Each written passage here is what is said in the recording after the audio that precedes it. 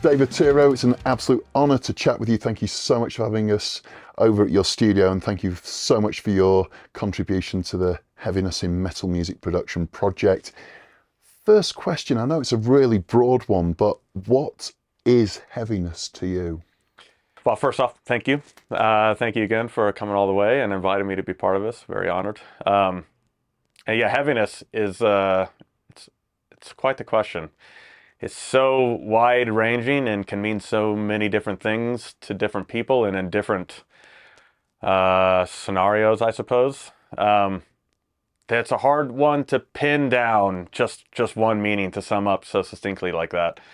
But I think it's that if I had to sum it up, it'd be, in the context of music anyway, that thing that just washes over you and kind of just makes you like feel such undeniable weight or dread or sorrow or excitement or just crushing power of something. Crushing power.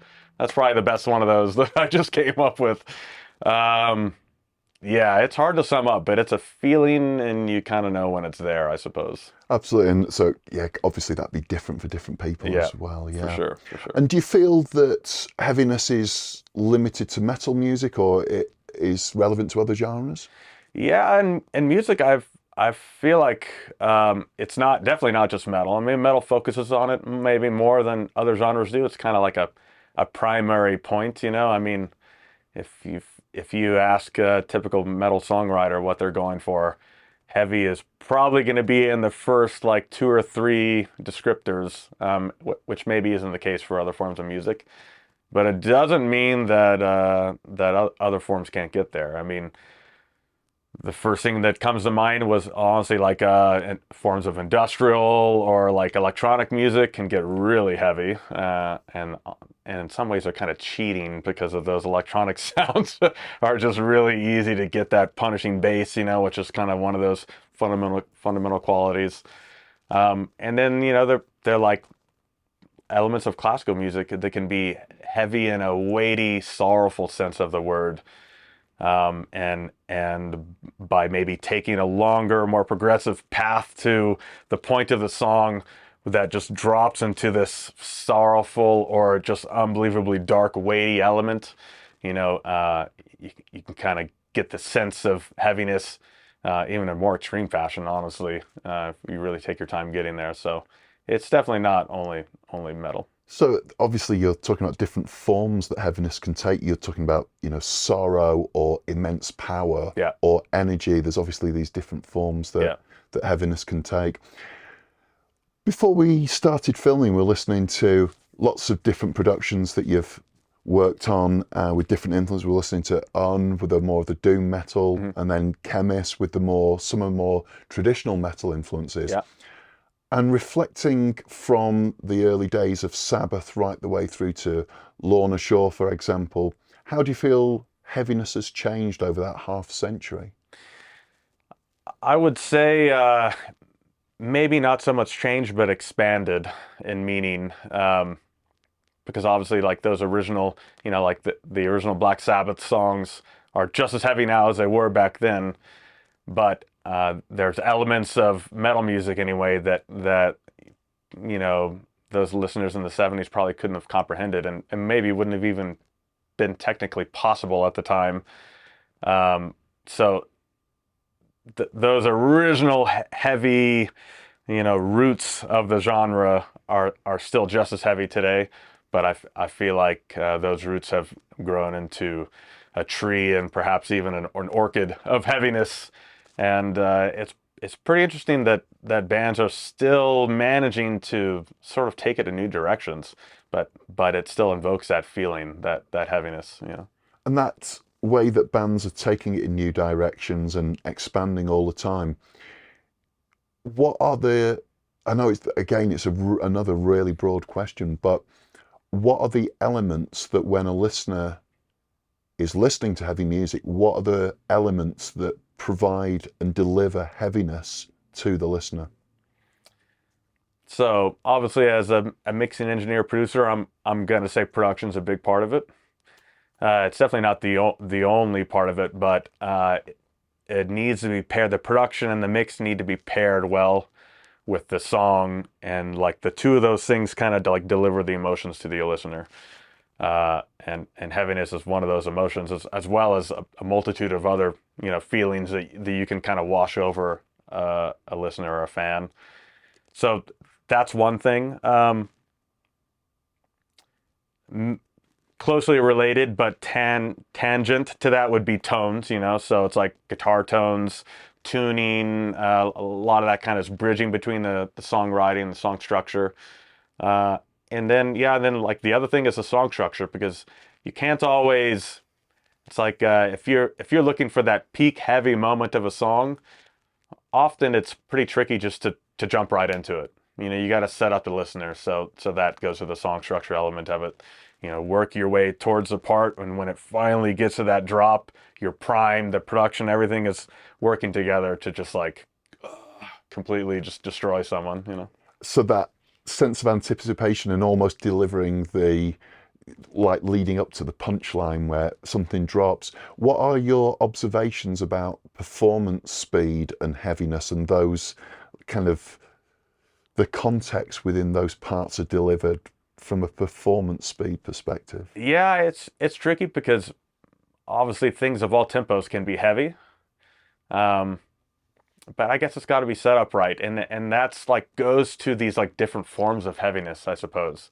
'Cause you get that just like um, plodding, trudging, funeral dirge-esque heaviness of a doom band from this almost uncomfortably slow tempo that can just wash over you with super saturated guitar tones and production and blooming low end. Or you can reach the apex of a more aggressive song where it's the most extreme blast of the song, and that can also be like the heavy moment. So I think it has more to do with setting up the moment rather than the individual speed, and they're kind of just different forms of that same emotion. And in both of those forms of the same emotion, what are your thoughts about performance synchronization and edits and quantization to perform that, to create rather Yeah, that yeah, yeah. sense of tightness? What are your thoughts on the whole situation with quantization and edits? And It's so context dependent, I suppose. They're useful tools. Obviously, I do plenty of editing here on certain projects, more on some, less on others. And it's really, you kind of got to know what the music is calling for. And sometimes that picture perfect edited performance that's just unbelievably tight and everything's right on the money and just hits with such precision. Sometimes that's where you get that heaviness, or at least plays into it. And then at other points, uh, a little bit of human performance allows you to more closely look through the music to the person behind the music and identify with them and their feelings. And if it's say a vocal line that maybe isn't perfectly on time and is say a heavy line that even has like a crack in the voice or something like that, that can impart a more emotion than maybe a picture perfect one might have. So it really is context dependent, and to the band and to the genre that band plays in, what their fans are expecting, and then where the talents lie of those particular performers. Is it more in the songwriting and the precision is going to let the songwriting come across better? Or is it more in the raw performance attributes of that particular artist, and you need to let that shine through, and that's what's going to convey the most emotion to the listener? sure, regardless of how that's achieved through the performance edits, quantizations, beat detective, etc., what do you feel are the central challenges to mixing metal music? Uh, Clarity for one. I mean, a it's a amalgamation of a bunch of really noisy, distorted instruments that don't naturally fit together to make a nice puzzle as other forms of music might. So yeah, finding in a style of music where everything is supposed to be in your face, everything is supposed to be louder than everything else, you got to find a way to balance those together in some fashion. So it can be more of a struggle than other forms, you know. Like some of those EDM guys, I feel like are cheating just because the puzzle piece is right there. All of the sounds are built to work together, and you know, faders up mix sounds pretty close. And that is, I have not heard many faders up mixes in metal that are anywhere near to where they need to be. So Interesting. Yeah. yeah, a lot of work is crafting where each instrument can live in the frequency spectrum. Um, to you know, make a nice full mix but not overwhelm the listener. So yeah, that's probably it. With the productions that you've worked on, outside of drums, bass, guitars, vocals, what textures have bands used that significantly enhance heaviness? Synth for sure, and that's becoming a little more prominent these days, and electronic sounds, and it kind of helps to fill in some of those gaps. You can get some really nice, consistent low end frequencies, for example, which I think in heaviness are particularly important. Getting the low end right. That's one of the ways in which bands in this more modern context are finding ways to expand heaviness, as like kind of going back to what we were talking about before, is using a bit more of the electronic abilities, influence, textures to enhance things. Things like bass drops, you know, that's kind of one of those original ones that can take a part that's like, oh, that's heavy, to just like, oh my God, you know, heavily used in like the deathcore scene. And you go to a deathcore show here, and it's like every downbeat, I feel like that is a sub drop down to 30 hertz that's working the venue subs to their fullest extent. Yeah, so I think electronic thing is at least like the more recent addition to like, okay, we're really taking this into new genres now. Sure. And you were talking before about this focus and the challenge with getting heavy music to be clear and that emphasis on clarity. But do you feel that lo-fi versions of metal music and lo-fi production can be heavy? It can be, but not to the same extent. It certainly can. But there's a reason why, like in the concept of extreme metal, you're more likely to see a more low fidelity mix in like a black metal context than you would be in a heavy metal or a death metal context. And while there are heavy elements to black metal, it's not like a primary focus of that. So I think that kind of lends itself like, okay, so you can kind of see where like it works in this genre because maybe heaviness isn't the primary element there. So I think for something to be truly heavy, the production has to match. And it doesn't have to be perfect and modern. There's plenty of classic death metal that's undeniably heavy. But yeah, the lo-fi thing, it's going to be tough. It's going to be tough. You got to really work the song into it, I think. Fascinating. And more from a future looking perspective, where do you think it can go from here? Do you think that technology will continue to change? Have we reached the limit as far as performance speed, as far as sort of ensemble synchronization with those super fast blast beats and Yeah. subdivisions? Have we tuned as low as we can go? And where could it possibly go from here? Because every time everyone says, you know, it's gone as far as it has, Yeah. there's something new that comes Yeah. about. Where do you think it can go?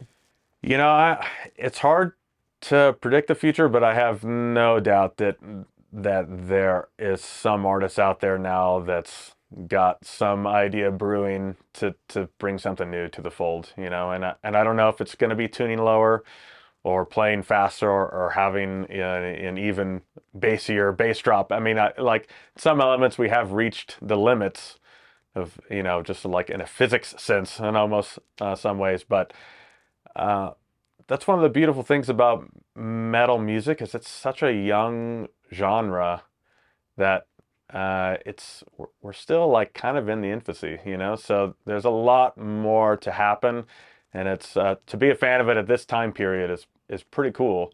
And there might be some old guys out there that you know, like fist in the air, get off my lawn, kids, you know, like it's not like it used to be. But man, I think there's a lot of ingenuity out there still, and I see some of the younger bands doing really cool things and taking different angles of stuff. And even if it's always doesn't resonate with me personally, I look at younger fans and it clearly resonates with them. So there's a validity to it for sure. It's exciting to see, and I try to stay open to it, doing what I do and wanting to keep producing music for a long time. I have to force myself out of that uh, old guy mentality and try and appreciate what the younger generations bring into it, and I do, and I find a lot of it really inspiring. And from that perspective of the newer bands that you find really inspiring, and I'll do that again. And from that perspective of the newer bands that you find really inspiring, and across the very different subgenres that you've worked with, you know, from doom metal to black metal, deathcore, Archspire, Cattle Decapitation. Looking back at the albums you produced, which Yeah. are the ones that you reflect on and that you feel are the heaviest, or which have been the most challenging but been the most satisfying results? It's hard to pick. It's hard to choose between all of my beautiful children. Yeah, I think there's certain albums that kind of have like a moment in time, you know, that where things just line up. It's like a stars align, cosmic, divine moment type of situation. You know, for Cattle, I think it might be the Death Atlas album. It's just one of those that where a lot of the pieces came together, resonated at the right time. I mean, it's a literally an album about a global pandemic in a lot of senses that predated a global pandemic, so the timing was there. Um, there's others too that have just hit at the right time. It's every album I finish, I love in its own way, but a few of them have just been like magic sparks, you know, and it's has to do with where the band is, the timing of the band. I've worked on projects where I look back and I was like, if that just would have landed 4 years later, it would have been infinitely bigger, you know? So it's such a thing about being ahead of your time as well. It's really a lot of it is just cosmic luck, I think, you know. Fascinating. Can we move to having a listen to your mix of In Solitude now? Absolutely. Fantastic.